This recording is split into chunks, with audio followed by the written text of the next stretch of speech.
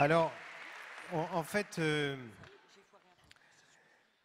Saint-Esprit, on t'invite ce soir. Et on t'invite à descendre maintenant dans le cœur de chacun de nous. Et je te demande de venir dans mon cœur tout grand pour que je me fasse tout petit et que chacune des personnes qui soient ici se fasse toute petite pour que tu viennes tout grand en elle. Amen. Il y a 10 ans, j'avais pas trop le moral et je fais une retraite. Et au cours de la retraite, on nous dit allez devant l'autel, prenez là un corbeil, un petit papier avec le nom d'un saint. C'est pas vous qui choisissez le saint, c'est le saint qui vous choisit. Je me dis qu'est-ce que c'est que ce truc charismatique encore ? Et je me lève et au moment où je me lève, j'ai une parole dans le cœur.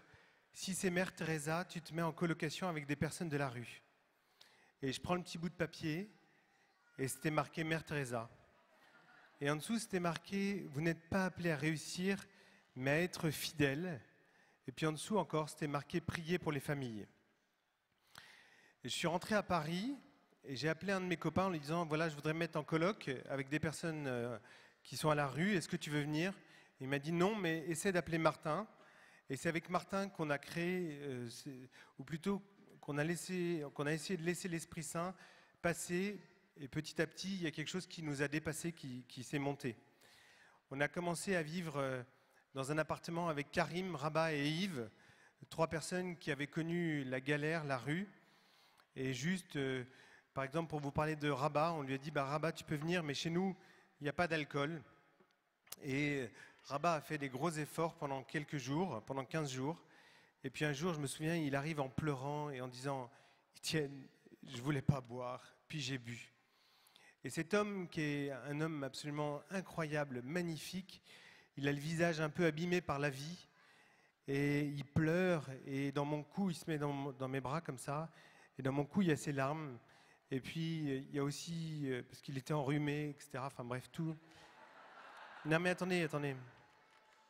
Et celui qui était dans mes bras, c'était pas Rabat, c'était Jésus.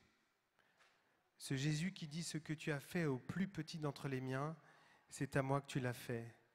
Celui qui accueille ce petit en mon nom, c'est moi qui l'accueille. » Et dans mes bras, il y avait Jésus. Et je dis à Rabat, tu sais Rabat, on a tous le droit de se casser la gueule, parce qu'il venait de tomber dans l'alcool. Je lui dis, on a tous le droit de se péter la gueule. Par contre, on n'a pas le droit de rester dans la boue, alors courage. Et il m'a dit, il faut qu'on prie. Saint Vincent de Paul dit, les pauvres sont nos maîtres. Et bien c'est vrai, Rabat m'a appris à prier. Il s'est prosterné, il avait des larmes qui coulaient le long de son visage. Seigneur, je t'en supplie, délivre-moi de cette merde, délivre-moi de l'alcool. Je te prie pour ma femme qui est au pays, pour mes enfants. Et puis, voilà, on est devenus amis et on a habité avec Rabat, Karim et Yves. C'était une vie tout à fait ordinaire, de colocation, où on fait les courses, où on vit ensemble.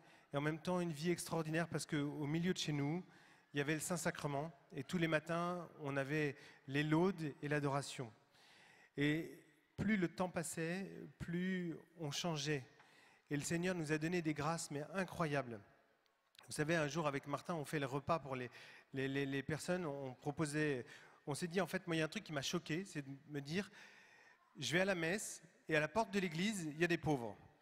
Alors si Jésus est au milieu des pauvres, enfin si Jésus est au travers des pauvres, ça veut dire qu'autant que je prenne le tabernacle et puis je le fous à la porte de l'église. Comment on peut permettre à ces personnes pauvres de ne pas être aux portes de l'église, mais d'être au cœur de l'église? Et je me suis dit, on s'est dit, on ne va pas les mettre tout de suite, il faut déjà qu'ils aient quelque chose à bouffer. Alors on leur a proposé un repas. On a fait un repas au Blanc-Manteau, et puis dans une paroisse, et puis un deuxième repas, etc. Et presque tous les dimanches, il y a un repas, avec entre 50, 80, parfois 100 personnes qui viennent déjeuner. C'est des personnes qui sont en galère qui font le repas. Et je me souviens une fois, par exemple, la délicatesse de Dieu. Un jour, Martin m'appelle, me dit « Viens voir Étienne ». Je dis « Ouais, qu'est-ce qu'il y a ?» Il me montre la gamelle, je dis « Bah ouais, il n'y a rien ». Et bah ouais. Il n'y a pas un steak de trop, il n'y a pas un steak de moins, il y a pile le bon nombre de steaks. Parce que le Seigneur a voulu dire à chacune des personnes qui sont ici, vous êtes sentis exclus, mais moi je vous ai choisi. Vous êtes passés de l'exclu à l'élu. Et Dieu vous a désiré de toute éternité. Et puis voilà, on a commencé à vivre dans ces appartements, cette vie qui nous a rendus mais profondément heureux. Et on s'est dit, il faut qu'on propose à d'autres de nous rejoindre. Et puis le diocèse de Paris, l'Église nous a soutenus d'une façon incroyable. Et puis on a ouvert un deuxième appartement, un troisième appartement. On est passé de 6 à 24, de 24 à 50, de 50 à 60. On a rendu des lieux. Aujourd'hui, on est presque 300 à vivre dans ces appartements. Et vous savez, quelquefois, les gens disent « Wow, c'est magnifique ce que tu as fait ou ce que vous avez fait ». Eh bien non, nous sommes des serviteurs inutiles et nous ne faisons que ce que nous avons à faire. Et je voudrais vous appeler, parce que vous êtes mes frères dans la foi, mes frères et sœurs, je voudrais vous demander qu'on ne parte pas d'ici sans avoir pris une résolution. C'est la résolution d'accueillir les pauvres, parce que ça fait partie de notre mission de chrétiens. L'Église nous parle de l'option préférentielle des pauvres. Ce n'est pas comme un enjoliveur à option sur une bagnole qu'on choisirait ou pas. C'est une option qu'on choisit, c'est l'option préférentielle. On a une préférence pour les pauvres. Et je voudrais nous inviter à ce qu'on accueille les pauvres. Mère Teresa dit « Cherchez les pauvres, trouvez-les, aimez-les ». Et autour de nous, il y a des pauvres. Eh bien, peut-être que c'est une vieille tante qu'on n'a pas embrassée depuis longtemps et qui est un peu acariate et qui sent le pipi quand on va la voir. Peut-être que c'est quelqu'un dans notre promo qui ne va pas bien et qui déprime. Peut-être que c'est notre voisin de palier.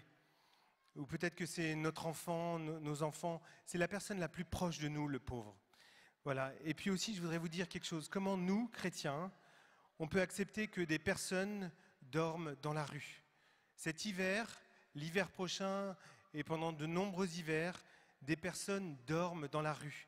Vous les voyez, je les ai vus.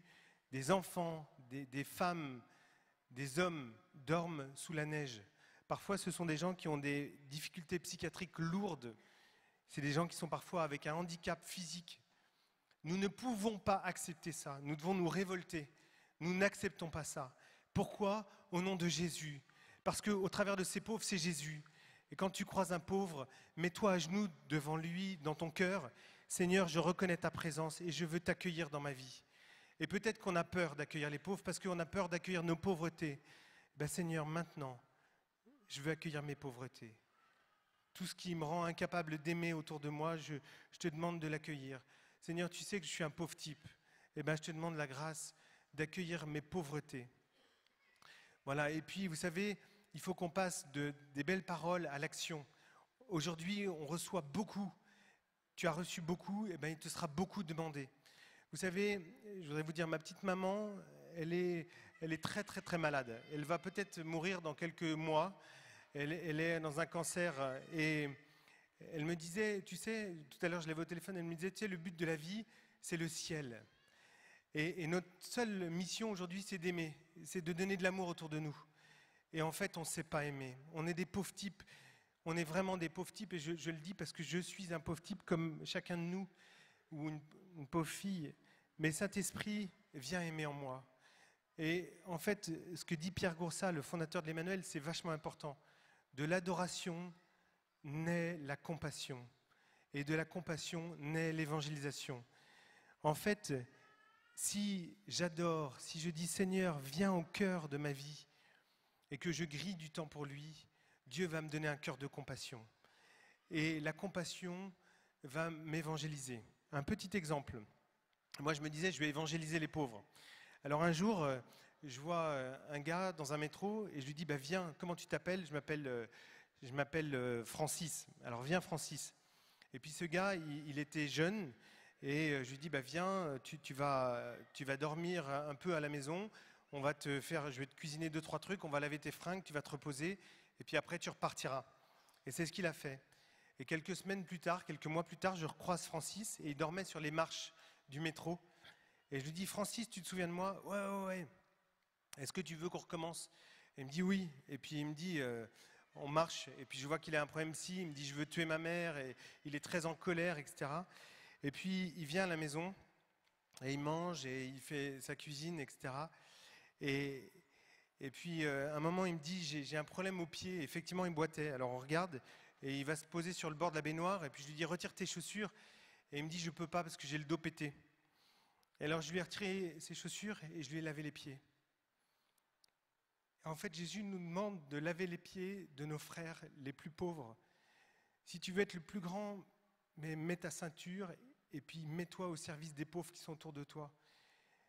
Et en fait, il faut qu'on le fasse en vérité, parce qu'autrement, on n'aura pas le royaume de Dieu. Le royaume de Dieu, c'est d'aimer autour de nous et on doit se convertir. On doit donner nos vies. Et je voudrais vous dire que c'est les pauvres qui sont autour de moi qui me convertissent. C'est eux qui m'évangélisent. Parce qu'au travers d'eux, c'est Jésus que je rencontre. Voilà, je voudrais vous dire une dernière chose.